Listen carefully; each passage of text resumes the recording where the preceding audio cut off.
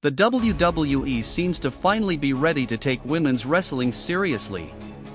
With the announcement of the WWE having both Women's United States and Intercontinental Champions, women in the WWE will finally have something to fight for besides just being world champions. This is a drastic difference from where the WWE was just 11 years ago, when Paige became the first NXT Women's Champion in April of 2013. Up until 2016, the women's title was still called the Divas Championship, and the SmackDown and Raw Championships were not introduced until August of 2016. However, after the WWE retired the NXT Women's Tag Team Championships last year, it seemed the company was going back in the opposite direction. But in April of this year, the WWE announced that it would be crowning its first ever NXT North American Women's Champion, and it seemed like maybe the WWE was ready to take women's wrestling a little more seriously again. Even as recently as last month, Drew McIntyre had an interview with Fox News, in which he suggested that having a women's mid-card title would be justified, due to the depth of the women's roster. Thus, women's wrestling in the WWE has changed dramatically since Sasha Banks and Naomi walked out of the WWE in May of 2022, due to being frustrated with the women's division.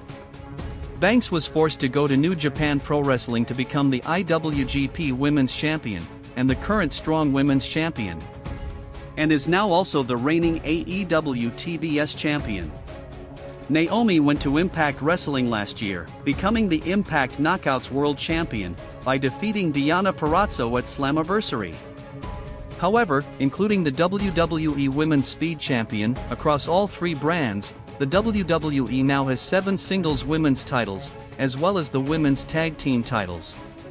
Thus, the men still have more titles, with 2 sets of tag team champions on the main roster, and the NXT Tag Team Champions, but at least the women now have mid-card titles to compete for on every brand. It would seem to make sense for the WWE to bring back the NXT Women's Tag Team titles, considering how the women's division on the brand has recently exploded.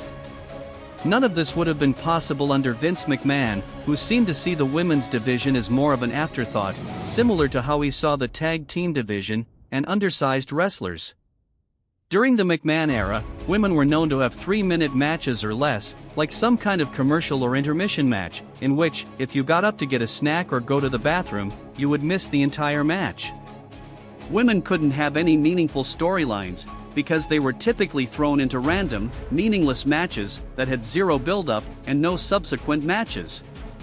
Now, women will actually be able to have meaningful factions, because at least one member of the faction will potentially be holding a belt, giving the faction something to protect from other groups and wrestlers. Therefore, AEW now seems less like a viable alternative to the WWE for women, because it does not have a women's tag team championship, and currently there is no plan to do so. Which means, the WWE will now have 8 titles for women, across all 3 brands, not including the Money in the Bank contract, with AEW just having 2. Thus, Tony Khan better figure out how to make the motto, "where the best wrestle," actually mean something at this point.